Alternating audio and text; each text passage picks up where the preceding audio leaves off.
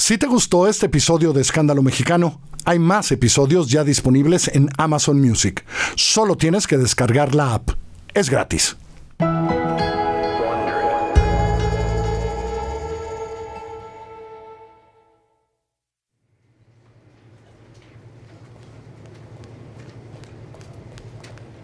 Es 30 de junio de 1988. El reportero Miguel Ángel Ramírez busca un teléfono. Le urge llamar a su redacción en México. Los pasillos de la FIFA House en Zúrich, en Suiza, de repente parecen más largos. Tiene que telefonear pronto a Valdera 68, a La Jornada, el diario donde trabaja. Necesita transmitir una noticia urgente que ya esperaba, pero que por su importancia casi le deja en shock. No mudo. Un periodista como él nunca se queda mudo. Sabía que esto iba a pasar. De hecho, él adelantó a sus lectores que esto iba a pasar.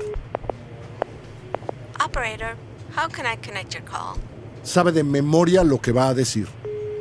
Conocido por su gesto serio y reservado, de tez morena y estatura media, flaco, casi siempre vestido de camisa, pero rara vez de corbata, Miguel Ángel no pierde la concentración. Esta es de esas noticias que un periodista da una o dos veces en la vida. Así que no le sorprende que las palmas de las manos le suden un poco. Tiene llamada por cobrar de la ciudad Zúrich, Suiza. ¿Acepta? Miguel Ángel transmite a su equipo, liderado por el editor chileno-mexicano Hugo Cheix, la noticia que ha venido persiguiendo desde hace 9 semanas como casi nadie en la prensa mexicana. La noticia del castigo por una trampa burda en una competencia juvenil internacional. La información que certifica que México violó reglamentos de la FIFA que dictan que no se puede jugar con deportistas que rebasen la edad permitida. Y ahora tiene las palabras exactas para comunicar lo que la Federación Internacional de Fútbol Asociado, la FIFA, decretó. Marginación total del fútbol mexicano durante 2 años. No estarán en los Olímpicos de Seúl ni en el Mundial de Italia 1990. Acuerdo de la FIFA y multa de $20,000.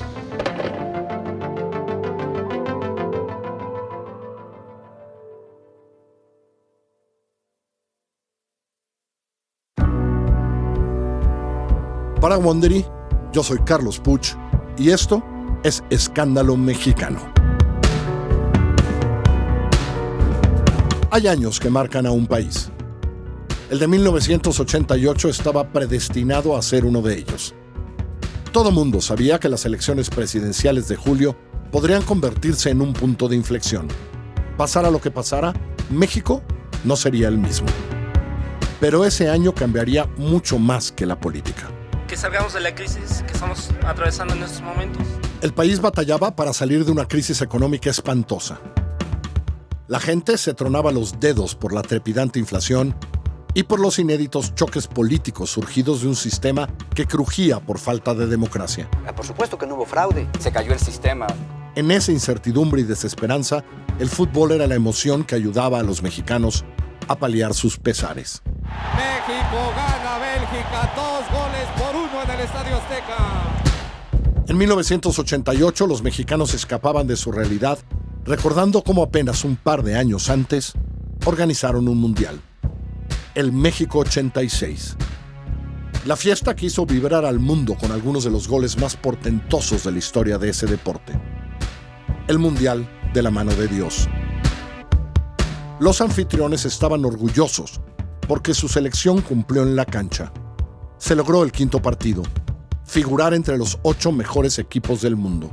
El equipo de México queda ya eliminado y no entra a las semifinales de este campeonato mundial. Al sonar el silbatazo de la final de México 86, en la que Argentina venció en emocionantes tiempos extras a Alemania, los mexicanos comenzaron a soñar con Italia 90. Había equipo para pensar en cosas grandes. La gloria estaba al alcance de la mano. Esa ilusión se frustraría por el caso de los cachirules. Una historia plagada de trampas, de soberbia, marrullería, chauvinismo, intentos de soborno a federativos internacionales, chivos expiatorios y acoso a la prensa por parte de los autores de un descomunal fraude deportivo.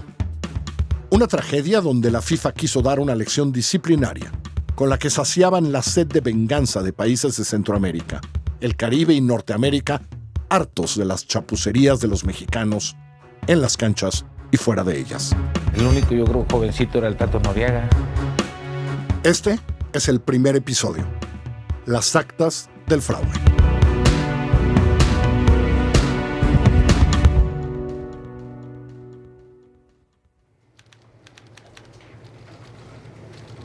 Es 30 de junio de 1988 y ni la vista del lago Zúrich, desde la FIFA House, ha logrado liberar la tensión del cuello de Miguel Ángel. Ya envió un adelanto de la noticia bomba. Ahora tiene que redactar la nota completa. Escribe deprisa los pormenores de la expulsión de México de cualquier fiesta internacional de fútbol. Párrafo tras párrafo, describe la reunión de las máximas autoridades futbolísticas en la sede suiza. Cómo evaluaron las pruebas de la comisión investigadora de la Confederación de Norteamérica, Centroamérica y el Caribe de Fútbol, la CONCACAF, sobre las falsas fechas de nacimiento de jugadores mexicanos. Cuánto tiempo dedicaron a escuchar la inverosímil explicación de los dirigentes del fútbol mexicano. Apareció el vocero oficial de la FIFA, el suizo-italiano Guido Tognoni. Se sabía que existían fraudes, pero nunca se habían podido comprobar como ahora ha sucedido.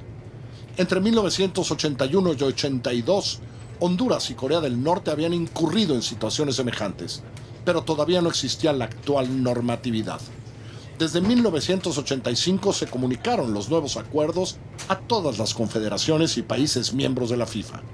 Año con año se les repetía que no manipularan las edades de los jugadores. Ahora, ante pruebas tan contundentes, se aplicó todo el rigor de las leyes de FIFA.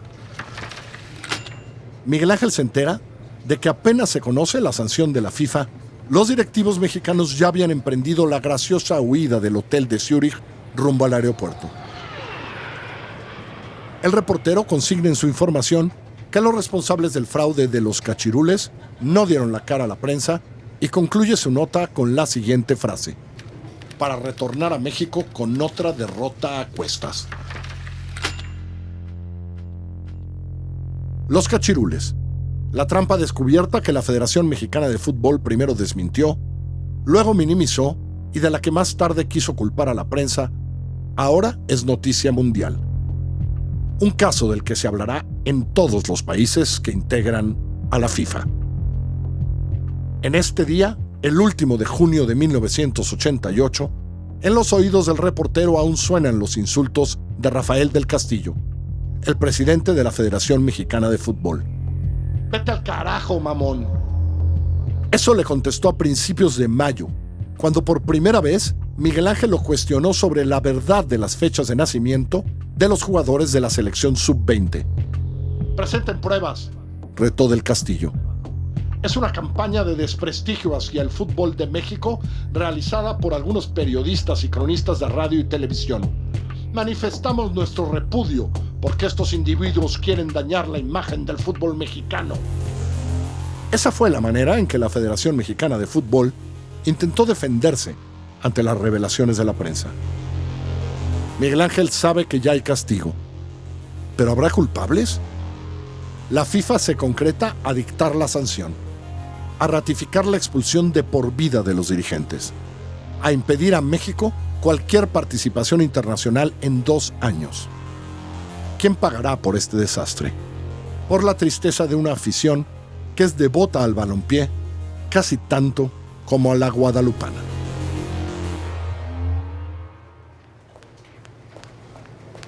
Con su nota en mano, Miguel Ángel regresa a la cabina telefónica.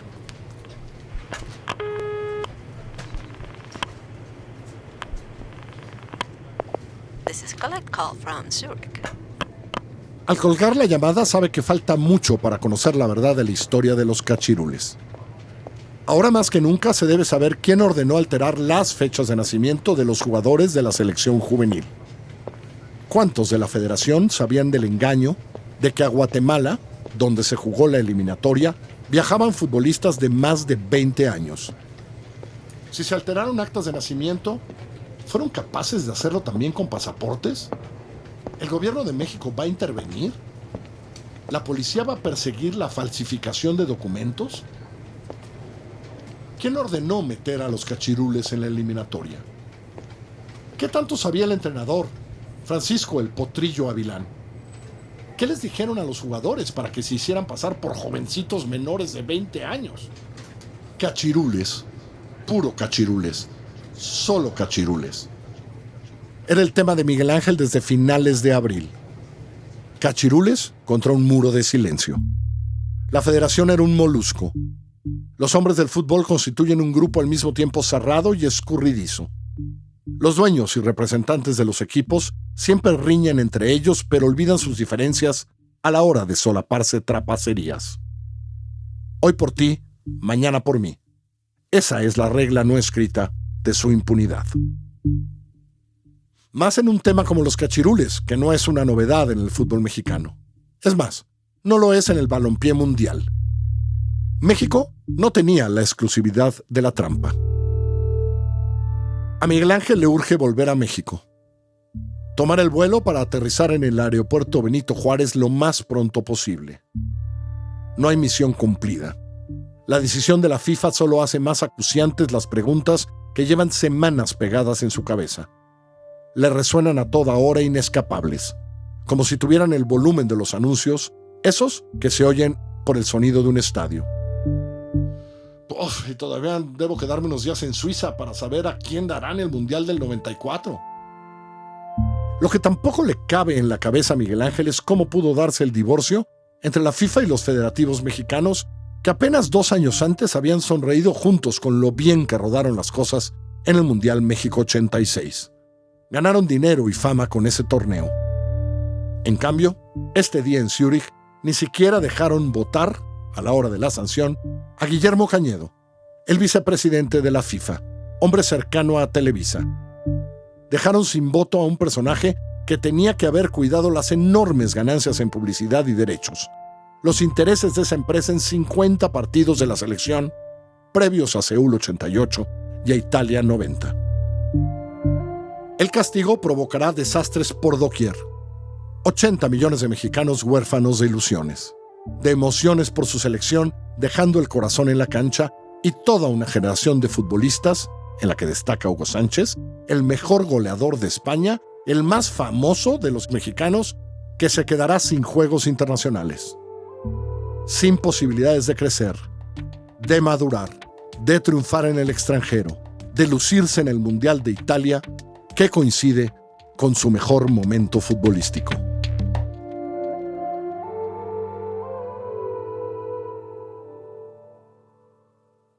La tormenta se gestó un par de meses antes del castigo de la FIFA, la semana del 18 de abril de 1988.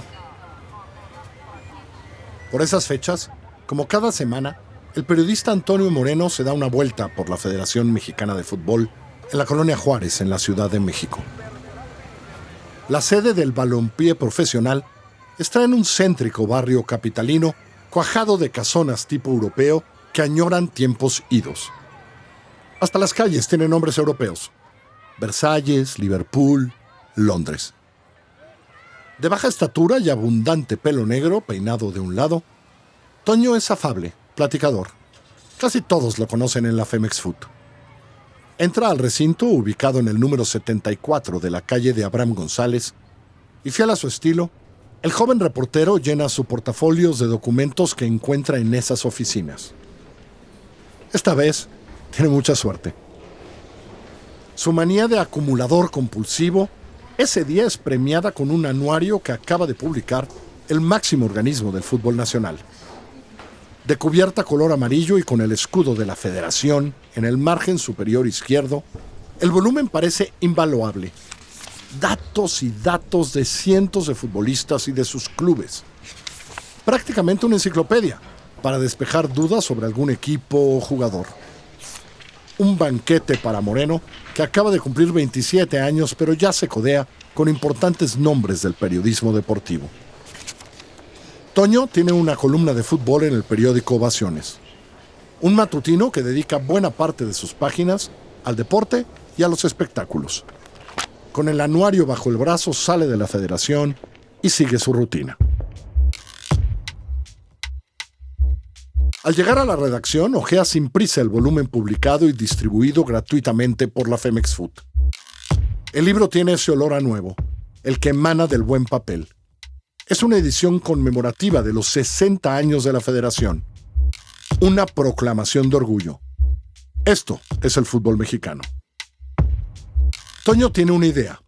Revisa los datos de los integrantes de la selección mexicana que por esos días disputa en Guatemala su pase al Mundial Juvenil. A ver, por clubes, el Monterrey. Aquí está uno. No puede ser. Piensa al encontrar la fecha de nacimiento de uno de los jugadores. Y su azoro crece cuando coteja las fichas de otros seleccionados. Si nació en 1965, entonces... Hace más de 2 años que rebasó la edad permitida. Toño no necesita calculadora para sacar cuentas tan obvias. Vuelve a leer las fechas. No, sus ojos no lo engañan. La edad límite de la eliminatoria es menores de 20 años y hay 2 jugadores del Monterrey y 2 del Tampico Madero, equipo del todopoderoso sindicato petrolero en aquel entonces, que rebasan lo que permite el reglamento internacional. Acelerado por su descubrimiento, pone en el escritorio el anuario, mete una hoja a su máquina de escribir y comienza a redactar. Moreno descubre que o el anuario está mal, o la Federación Mexicana de Fútbol reconoce por escrito que hace trampa, que mete en competencias internacionales a jugadores que rebasan la edad reglamentaria, que el doctor Rafael del Castillo, abogado de profesión, un presidente de la Federación famoso por su trato amable, pero también por su volátil carácter, no tiene empacho en imprimir las fechas que prueban que varios futbolistas, que justo en esos días buscan el pase al Mundial Juvenil en Arabia Saudita, no deberían estar inscritos en la eliminatoria que se lleva a cabo justo esos días en Guatemala. Toño entrega su columna en el Ovaciones y se va a su otro trabajo, NMVisión, la televisora estatal que tiene los programas deportivos más controversiales y exitosos. Aunque es martes, día generalmente soso en las redacciones deportivas, este será un martes como casi ninguno de su vida. El día previo a que una nota suya marcará la historia del fútbol mexicano.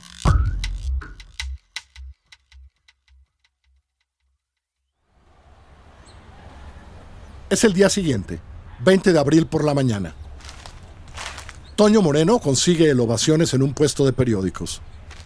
Se le dibuja una sonrisa en el rostro.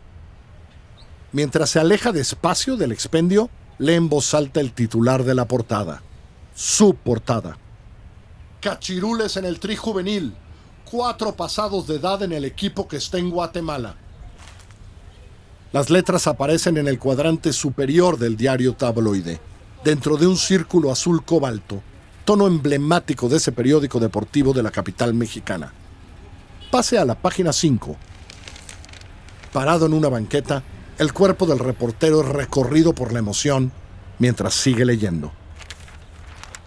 Con la respiración algo agitada, el periodista abre la página 5 y, como si aún no lo creyera, vuelve a cotejar las fechas de nacimiento que encontró en el anuario de la Federación Mexicana de Fútbol. Son 4 los juveniles mexicanos que sobrepasan el tope reglamentario de 19 años con 11 meses. Él sabe que la Federación intentará desmentirlo. Lo harán, por increíble que suene, aunque la información de su nota provenga del propio anuario de la Femex Food, hecho por ellos, editado por ellos. No sería la primera vez que los federativos nieguen la existencia de cachirules en un equipo mexicano. En el peor de los casos, son capaces de decir con algo de cinismo y hasta picardía que ¿cuál es la noticia? Que México no es el único que alinea jugadores que no son elegibles. La página 5 de Ovaciones de esa mañana está dedicada por completo a los cachirules de la selección juvenil. La nota de Toño Moreno se despliega en 3 columnas y tiene como título una pregunta. ¿México sigue alterando fechas de nacimiento de sus juveniles? En su redacción, Toño Moreno usa un tono casual para exponer sus hallazgos. Se nos ocurrió corroborar las edades de la representación mexicana y qué mejor que hacerlo en el anuario oficial de la FMF, llevándose las siguientes sorpresas. Pedro Serrano, del Tampico Madero, nació el 25 de abril de 1965. Tiene 22 años, 11 meses. Aurelio Rivera, también del Tampico Madero, nació el 25 de octubre de 1965. Tiene 22 años, 5 meses. Gerardo Jiménez y José de la Fuente, del Monterrey, cumplieron 20 años hace 2 meses. Los 4 rebasan los famosos 19 años, 11 meses que pide la FIFA para participar en estas competencias denominadas U20 por Under 20. Esto, al menos, según el propio anuario de la Federación Mexicana de Fútbol. Al lado del reportaje de Toño Moreno, el columnista José Manuel Flores comenta la sensacional revelación y subraya lo burdo del fraude. Lo que más molesta es que los directivos sean tan mensos para echarse la soga al cuello con su propio anuario. Toño guarda el periódico donde aparece su exclusiva sin firma, y sin saber qué pasará, comienza su jornada de trabajo. Contra lo que Antonio se imaginó, la noticia no sacude mayormente. El 21 de abril, el Ovaciones no dedica ni una línea de seguimiento a su propia exclusiva. Pero algunas nubes empiezan a juntar una tormenta. En Ovaciones no, pero en otras salas de redacción, tras leer la información de Toño Moreno, comienzan a hacer llamadas. Uno de ellos, Miguel Ángel Ramírez, el acucioso reportero de deportes de la jornada. Y otro, José Ramón Fernández, uno de los periodistas de la televisión más controvertidos del país.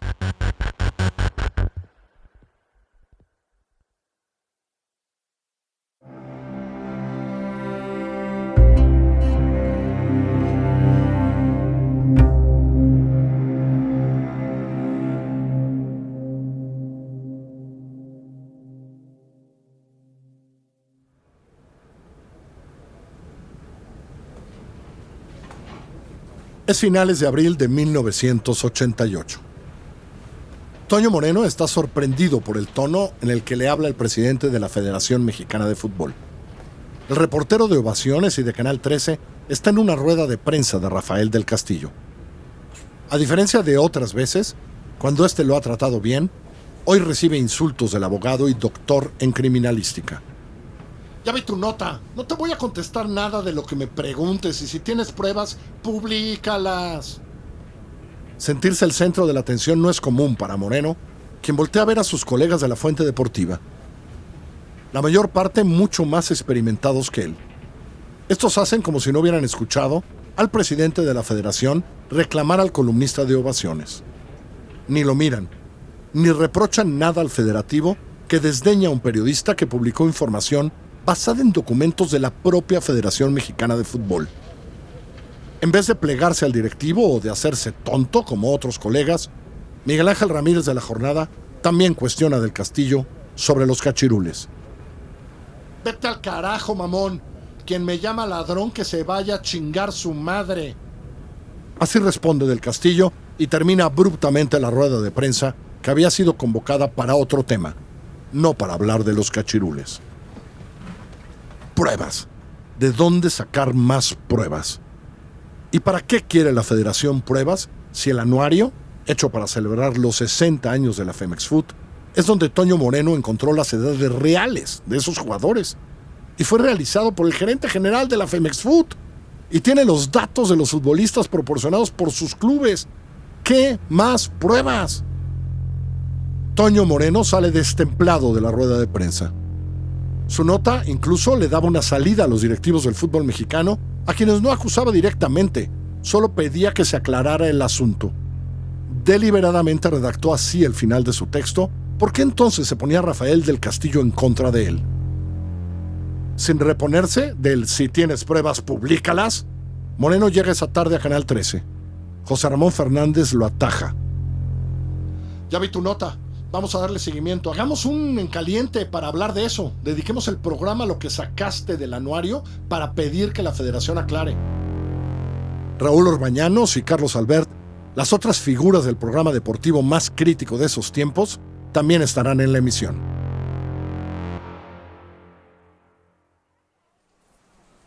Es mayo de 1988. En el centro histórico de la capital mexicana, la redacción de La Jornada vibra con el ajetreo de los reporteros dedicados a la campaña presidencial de unas históricas elecciones que tendrán lugar en un par de meses. Es un diario de izquierda y el candidato progresista viene creciendo en simpatías. Se respira un ambiente de emoción y azoro. El partido en el gobierno nunca ha perdido a un gobierno estatal.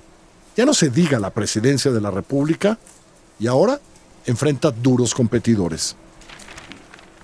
En un extremo del primer piso de Valderas 68, al lado del departamento de formación y contraesquina de la oficina del director, los periodistas de la sección deportiva de La Jornada tienen sus propios agobios. Las notas de deportes casi todos los días ocupan apenas 2 páginas del tabloide. Las últimas, sin contar la contraportada. Los lunes sí les dan una portadilla y un poco más de espacio para consignar la actividad deportiva dominical. Pero en los días normales, la sección se constriñe a su doble plana. Miguel Ángel Ramírez es un apasionado del fútbol americano. Entró a la redacción luego de abandonar su sueño de ser ingeniero industrial. Hoy es reportero de planta, pero no se le olvida que se ganó su lugar desde abajo, desde afuera más bien. Su primera incursión en el diarismo fue como mensajero de otro periódico. Pero ahora, y desde hace bastantes meses, tiene a Rafael del Castillo, el máximo dirigente del fútbol mexicano, en la mira. Maestro universitario, exfuncionario público, que en medio de recurrentes escándalos sigue presidiendo la federación. Ese es el tema más importante de la agenda de Miguel Ángel. No es la primera vez que escribiera una crónica para reportar exabruptos de Del Castillo. Pero sí será distinto porque ahora el directivo se fue en contra de Toño Moreno y en contra suya. También es cierto que Miguel Ángel lleva meses sin escatimar adjetivos en sus notas sobre el desasiado manejo de la Federación Mexicana de Fútbol en tiempos de Del Castillo. Uno de los directivos a los que consideran sometidos a los intereses de Televisa, la empresa más importante de la telecomunicación en México y una con grandes negocios en el fútbol. Miguel Ángel toma a título personal el reto lanzado por Del Castillo a Moreno. Ese de, si tienen pruebas, publíquenlas. Pone manos a la obra. Revisa los nombres de todos los seleccionados que viajaron a Guatemala, no solo los que el Ovaciones ya denunció como cachirules. Y tras varias llamadas, gracias a sus amigos de Guadalajara, obtiene otra prueba, un acta de nacimiento de otro cachirul.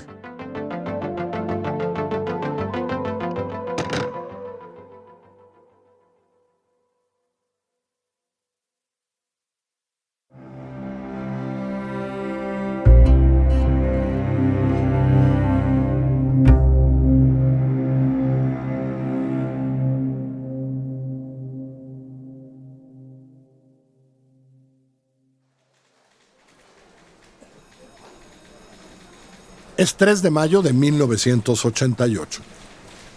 Miguel Ángel Ramírez publica en La Jornada el acta de nacimiento de José Luis Mata Santa Cruz, jugador del Atlas que fue a la eliminatoria de Guatemala.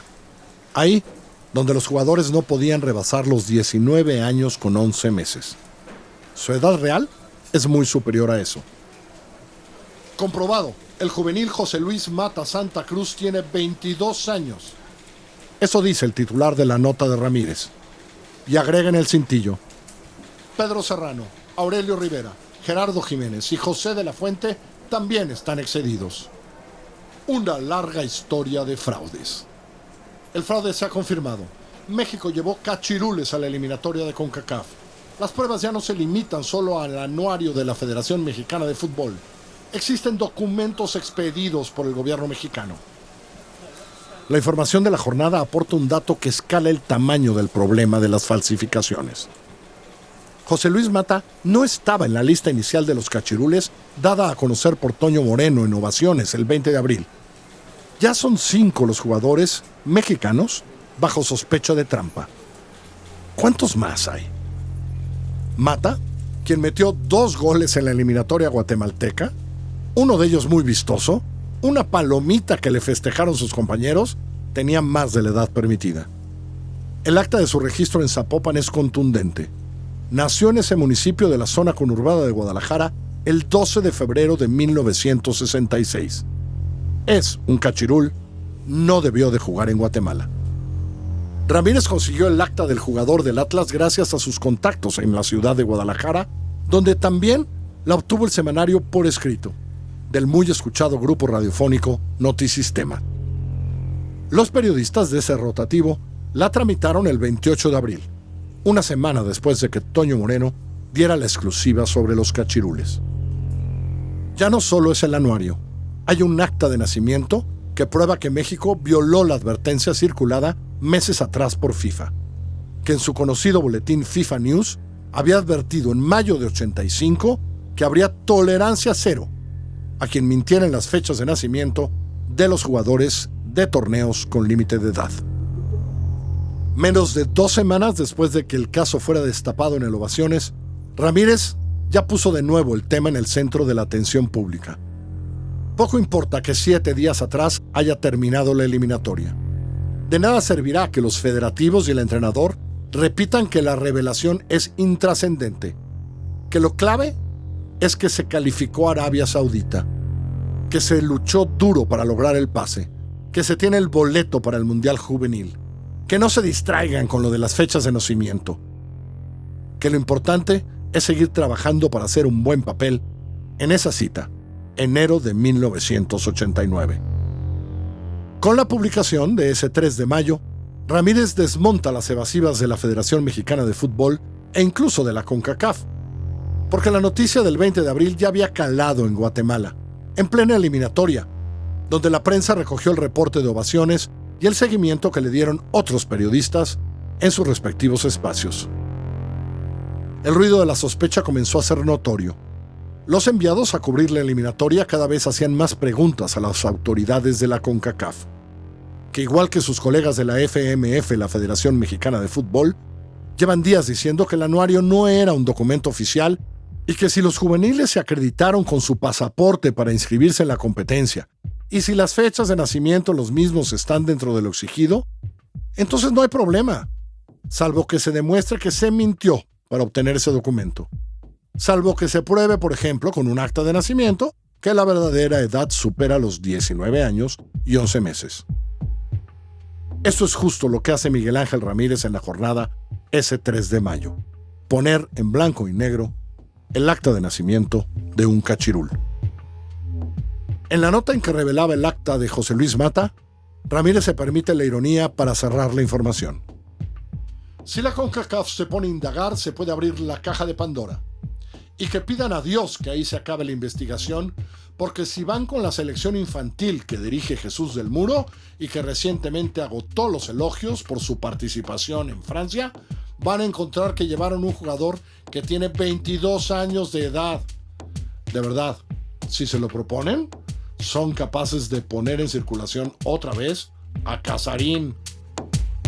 Horacio Casarín, sí, el ídolo mexicano de todos los tiempos, nacido en 1918.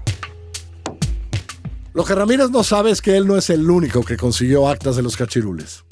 Ese mismo día, 3 de mayo, por la noche, José Ramón Fernández publica en la cadena Imevisión 2 nuevas actas de nacimiento.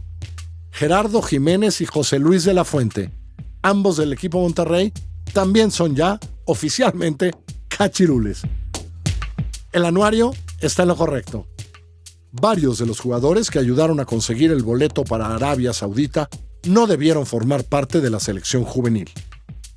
Las revelaciones de José Ramón Fernández logran un impacto internacional, porque durante toda la eliminatoria jugada en Guatemala, y que recién concluyó, los chapines se quejaron del favoritismo hacia México, de la manía de los árbitros por marcar penaltis a favor de los aztecas, de la cercanía de los silbantes con los mexicanos, e incluso de lo creciditos que se veían algunos de los jugadores tricolores. Y Guatemala no está solo en sus recelos. Aunque Costa Rica fue el campeón de la eliminatoria, los ticos festejaron más el haber derrotado a México en ese torneo que el primer pase en primer lugar al Mundial de Arabia Saudita, porque en ese país también creen que a México los organizadores siempre le dan ventaja indebida. Estados Unidos y Canadá, igualmente eliminados en Guatemala, toman nota de las irregularidades denunciadas en la prensa. Si los mexicanos obtuvieron su boleto de manera espuria, entonces deben ceder su espacio a los estadounidenses, que quedaron terceros en la competencia. El fútbol mexicano comienza a temblar. En Guatemala, Washington y Ottawa evalúan decisiones. Hay que demandar oficialmente una investigación de la CONCACAF, una pesquisa en suelo mexicano para conocer la verdad.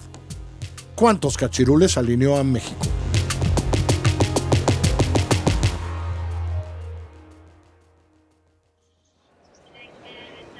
Miguel Ángel Ramírez está en Guadalajara. Su periódico lo envió a esa ciudad a reportear más sobre los cachirules. Luego de investigar en la capital de Jalisco, se dirige al Aeropuerto Internacional Miguel Hidalgo. Tiene un vuelo a Monterrey, donde hay otros 2 jugadores de la selección juvenil que rebasan la edad reglamentaria. El periodista está en la fila esperando a subir al avión que lo llevará a la capital de Nuevo León. Cuando inicia el abordaje, nota que hay un oficial que está cuestionando a todos los pasajeros hombres que le preceden. ¿Miguel Ángel Ramírez? ¿Es usted Miguel Ángel Ramírez? ¿Miguel Ángel Ramírez? La fila avanza y el periodista no sabe qué pensar de que haya alguien que lo busca. No tiene más remedio. Le llega su turno. Sí, yo soy Miguel Ángel Ramírez. Acompáñeme. Alguien quiere hablar con usted. El oficial lo traslada a una pequeña oficina del aeropuerto Tapatío. Ahí lo ponen al teléfono. Un reportero está acostumbrado a los imprevistos, pero esto suena raro. Del otro lado de la línea le saluda de pronto una voz desconocida. Hola Miguel Ángel, sé que vienes a Monterrey, me va a dar mucho gusto conocerte. Yo te voy a ayudar con lo que andas buscando. Soy amigo de Héctor Huerta, así que acá te espero, te llevo donde necesites. Ramírez recobra la tranquilidad. Huerta es un colega de Guadalajara con el que tiene buena amistad. No tiene idea cómo esta persona pudo localizarlo en el aeropuerto ni qué tipo de influencia tiene para que en la terminal aérea trabajen para él. Pero por la referencia de su amigo y colega, ahora sabe que no está en riesgo, que no tendrá una desagradable sorpresa justo cuando viaja a otra ciudad del país a tratar de desentrañar más sobre el caso de los cachirules. En Monterrey, ese mes de junio, encontrará algunos cabos sueltos, pero nada que le ayude a aclarar cómo fue que 2 jugadores del club que lleva el nombre de la ciudad tramitaron pasaportes con fechas de nacimiento falsas. Tendrá que regresar a la capital mexicana con más preguntas que respuestas.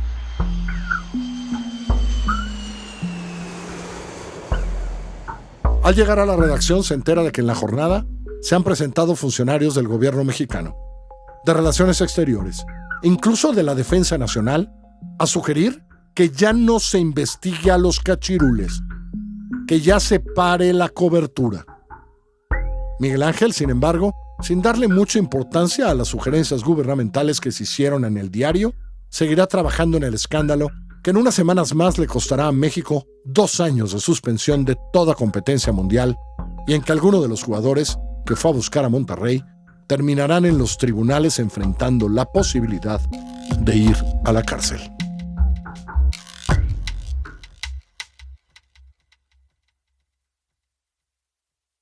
Muchas gracias por escucharnos.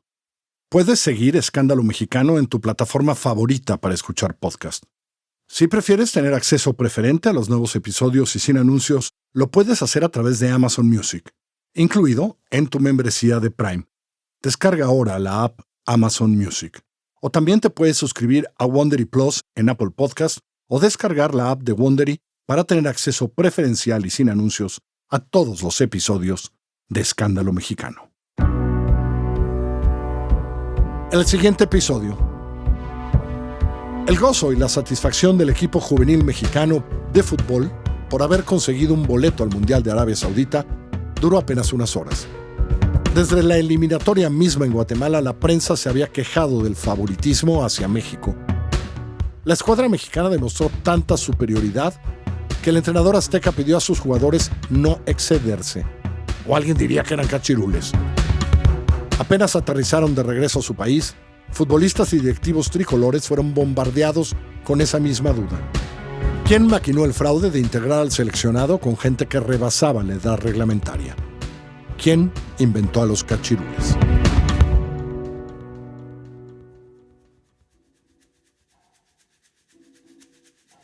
Aunque no podemos saber si las conversaciones que aquí hemos reproducido sucedieron exactamente así, todas están basadas en investigación histórica, hemerográfica y periodística. En este caso, si usted quiere saber más del tema, le recomendamos leer los libros Viva el Fútbol de Rafael del Castillo, El fútbol mexicano, un juego sucio de José Ramón Fernández, o ver, como lo hicimos nosotros, el programa Expediente, Los Cachirules y la Generación Perdida, de Félix Fernández Krisliev de Univisión. También agradecemos a la revista Proceso el acceso a sus archivos y al trabajo de los periódicos La Jornada y Excelsior. Escándalo Mexicano es una serie producida por Puro Contenido y Así Como Suena. Carlos Puch, yo soy quien la conduce. Giselle Ibarra es la productora ejecutiva.